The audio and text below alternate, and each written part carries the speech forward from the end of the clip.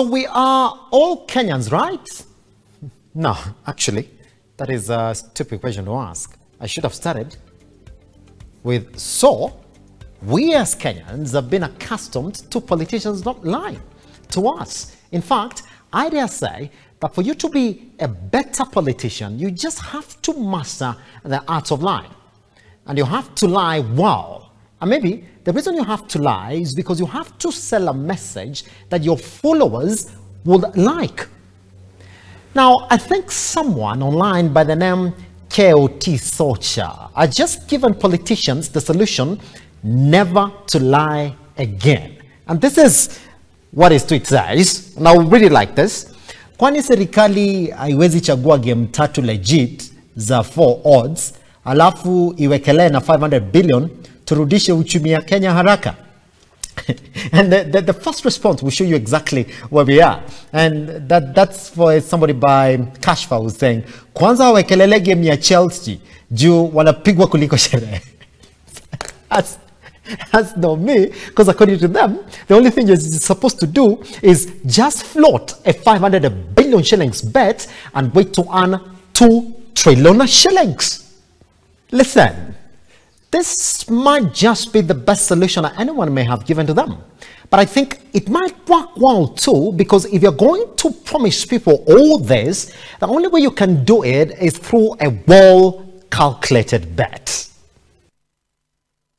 In 3 months' time, the stadium in Chuka will be complete. In 3 months' time, the stadium in Moyale will be complete. In 6 months' time, the stadium in Kamarin in West Pokot, which is historic, will be complete. In a couple of months, the stadium in Eldoret will be complete. In Nyeri, the president gave the title. There was a challenge of title. Now we have a title, and now the program has been rolled out. Listen, in 2 months, I'll be the president of the Republic of Kenya now that there's a lot of mandamano. I think this one is up for grabs.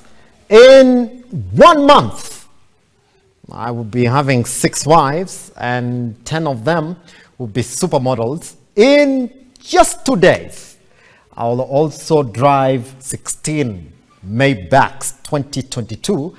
And in about 3 months, I'll be a pastor in Nairobi. But maybe the thing we have to tell our politicians, when you lie, please do not attach a period to it, because then when that time comes, we shall look for you to show you that you just haven't delivered it yet. Noting that there exists a consumer protection mechanism to cushion Kenyans from adverse fluctuation in fuel prices. This mechanism is financed by the taxpayer at the pump through the fuel levy fund. Now, ladies and gentlemen, that was Dr. Ruto in the run-in to the general elections on 9th August, talking about how the government should dig into the petroleum levy fund to get money to cushion Kenyans from the high cost of fuels. 2 months fast forward, this is President Dr. William Ruto speaking honestly about cushioning Kenyans from the high cost of fuel. We will not go back to subsidies that benefit brokers, cartels, and people who are politically correct. We will not go back to that. Simply, you are lying, Buana. So, Dr. President William Ruto's biggest promise upon assuming office was to cut down expenditure by 300 billion shillings. He is a man who complained about waste of public resources to promise to fix the country.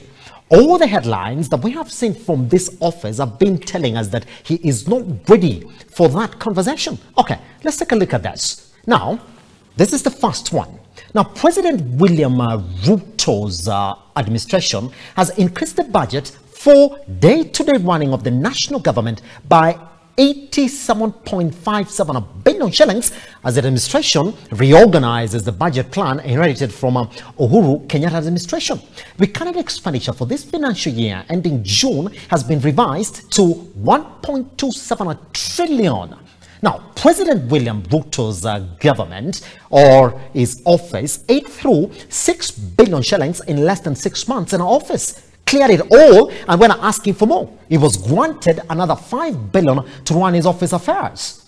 So, if you haven't known it yet, there's a proposal by SRC that has been fighting to reduce expenditure by public officers to improve their allowances. And you do really want me to tell you this, but that despite PAC approving 23 positions for CIS docket in his government, he went ahead and appointed 50, making one office run by one CIS attract almost 7 officials. No, you don't want me to tell you that. Now, if you are indeed going to fix the cost of living, one area that you have to start from is the cost of production, or simply the biggest element in the cost of production: power. Now let's listen to his CS Energy on what he thinks the magic bullet to fixing Kenya power is. We really also need to think out of the box on how Kenya Power trades. Think about how Safaricom trades. They give you a zone to manage, and you can buy power in bulk, and you prepay. For those of us who work for Safaricom, Safaricom is not owed any money. You prepare airtime and distribute, collect the money, prepay, you collect more. Now let me save you the energy in trying to decipher what the entire explanation meant. Increase the cost of power and increase it they will. From this April, power is expected to go up by a whopping 63%. To allay the fears that are being spread by people that there will be an increase in electricity costs, I want to assure the country that we removed subsidies in August. There will be no additional charges today or going into the future on electricity bills to the people of Kenya. We are conducting a whole review of tariffs of all our energy requirements, and in 3 months' time. And our president likes 2 to 3 months timeline in his lies. Please, someone tell him to stop lying. But even if this is the only statement that you ran into, if you find him giving this promise, couldn't you think that this man right here is trying to lie? At the with minimum earnings. In the next given aid, dude, what are you doing? If you want to say something and you merely just say it, stop.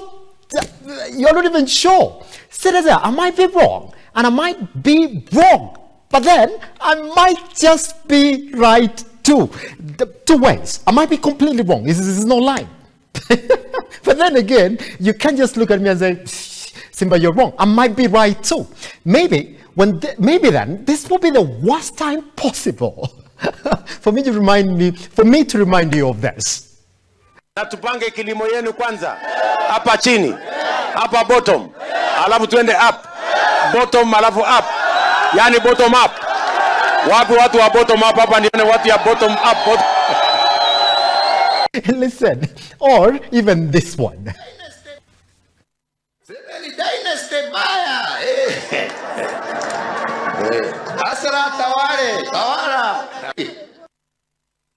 Because the thing is, I know right now, both positive and negative messaging around this subject just has one result: anger. But maybe, just maybe, he needs to stop attaching a period on his lies, because he actually delivers or has delivered on some of them. Now, his promise on Galana Kilalo Dam, ndani ya miezi miwili mitatu nitaanza kujenga damu pale Galana. I know there's some people who, if I told them that every time Ruto says in 2 or 3 months, and could be in Kiswahili as well. Ndani ya miezi miwili mitatu, that I'll give them 10 shillings right now. Since the guy started his campaigns all the way to becoming a president, they would have become billionaires. Now, the thing is, the President's Poll check has shown that work is actually underway to get work started on it through a PPP route. Only question is, why priests who are supposed to kulisha kondoo wa Yesu were given a piece of the project to grow cow feed? So should we now change the phrase officially to wachungaji wa ng'ombe wa Yesu? President Ruto's directive. The president directed the National Irrigation Authority to... This is This Week Tonight.